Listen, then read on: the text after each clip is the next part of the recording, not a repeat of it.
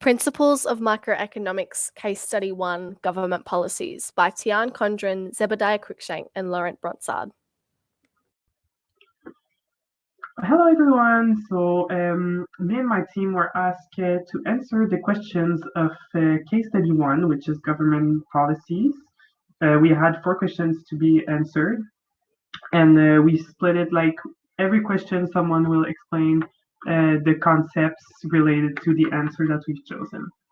So for question 1, the question was, in the short term, the supply curve is least likely to be, and we've chosen answer A, horizontal. So what horizontal mean? That would be a perfectly elastic supply, and that exists when the decrease of a product's price, no matter how small, causes the product to immediately fall to zero, which is not the case for the Sydney house market. And that can be explained with the first homeowner grant scheme. So the market for first-time buyers is usually elastic, like we can see here. Thus being that first-time buyers are most likely to be sensitive to prices of house, typically because of their limited assets. These buyers usually have many alternatives to buying a house, including renting or staying in their parents' home. And for non-time buyers, the market is different. So for first-time buyers, the market would be a representation of elastic supply. And for non-first-time buyers, it would be a representation of here the inelastic supply. So according to our what we found in the book and all the information we've gathered, the supply of a good is said to be elastic if the quantity supply responds substantially to changes in the price. Supply is said to be inelastic if the quantity supplied responds only slightly to changes in the price. So exactly what's happening in the Sydney housing market, an increase of the price won't change the quantity supplied a lot. So therefore, it's almost completely inelastic, but not fully, like not 100% inelastic, like we can see here on the graphic of the right. Therefore, totally like horizontal line would be not possible for the housing market, because like we've said, like a small change in price would automatically make the quantity offered go to zero, which is not likely to happen in the short term for the supply curve. Thank you. My name is Tiarne Condren, and I'm doing question 2 for case study 1, which is what would be the effect of doubling the grant on the housing market? And for this question, we've chosen B, which is a shift in the demand curve to the right and a movement up along the supply curve, which is just here. So from this, we can understand that with the help of the first homeowners grant scheme, pricing can become more affordable to first home buyers, and as a result, the demand for houses will rise. This can be explained by the law of demand, as it states when the price of a good rises, the quantity demanded falls. In a sense, with the help of the homeowners grant, the price of housing has decreased, or the price that was once unobtainable can now be obtained. And thus the demand for houses will increase. In doing so, a shift in the demand curve will occur as income changes causes shifts in the curve rather than a movement. On the other hand, an upward movement along the supply curve will occur as more people can afford a house, and then the supply of houses will now fall.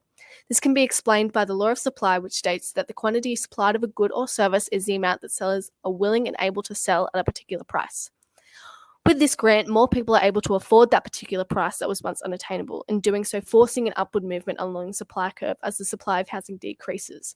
This can be explained as well through the supply graph, which we have drawn here, where we can see that the price stays the same across, but the quantity demanded changes from Q to Q1. And we can see that when this demand changes, we have a shift in the demand curve to the right as income increases and we can now afford this price.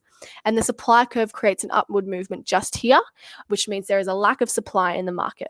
So as a result, it can be understood that the effect of doubling the grant on the housing market is that there will be an increase in demand, which shifts the curves to the right, and a lack of supply, which causes an upward movement along the supply curve. Hi, this is Zebadiah Cruickshank, and I'm going to be answering question 3. For question 3, we've chosen B. The party that will see the most benefit from the first home buyers grant scheme is the sellers. This is due to the inelasticity of supply.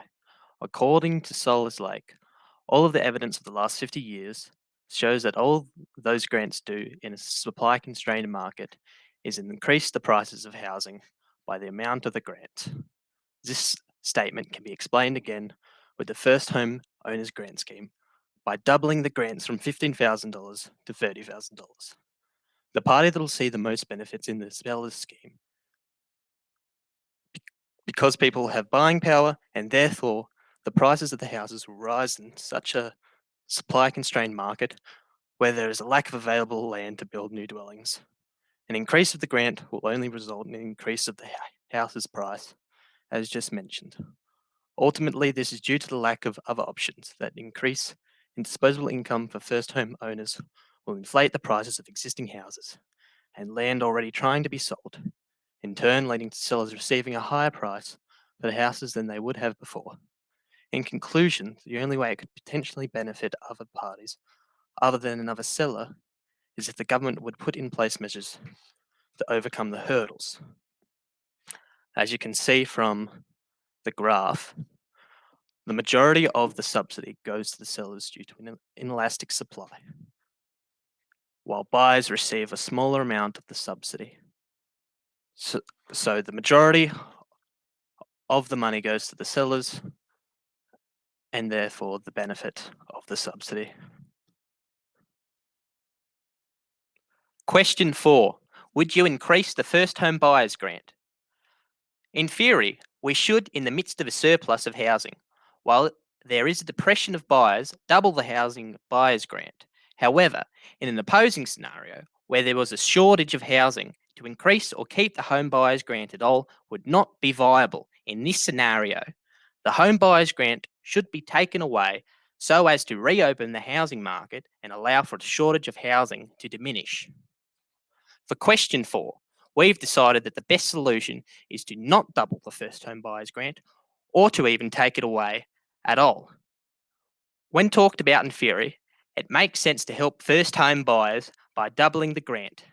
However, this can only benefit when there is a surplus of housing. The grant would create higher demand.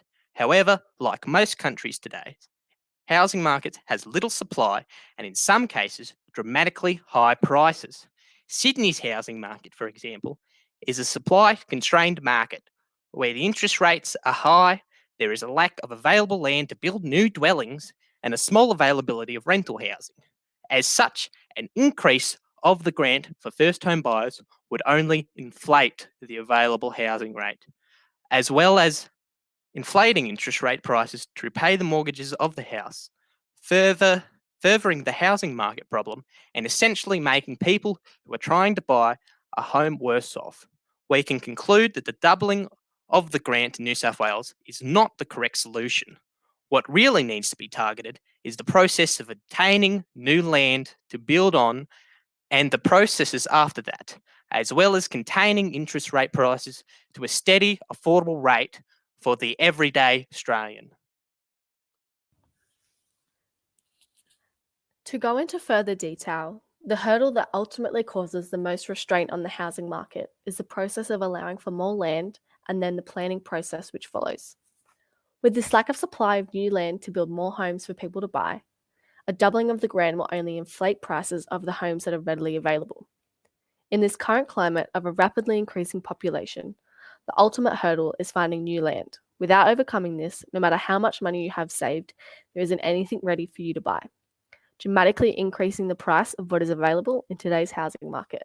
So we can see this in the graph where the quantity demanded is clearly much higher than the quantity supplied, and no matter how much the price decreases or increases, nothing's going to change. And ultimately, with this grant, the price is only going to inflate after that because the quantity supplied cannot change.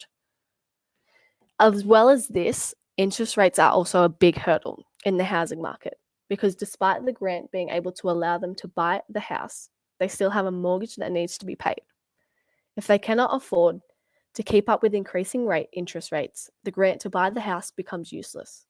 Without the ability to continue payments of interest, the grant becomes void of its possible help to first home buyers, as they cannot afford to continue to pay off their mortgage. Even if we continue to increase the grant, the hurdles that created the high-price housing market are still in place and will continue to increase as the grant increases. To ultimately rid of the housing market crisis, we need to stop raising the grant or take it away altogether and focus on other aspects that allow for a more disposable income, such as increasing employment rates, which will allow for a larger marginal propensity to consume. To bring it back together, we have decided for question 4, for the question, would you increase the first home buyers grant, is that no, we would not.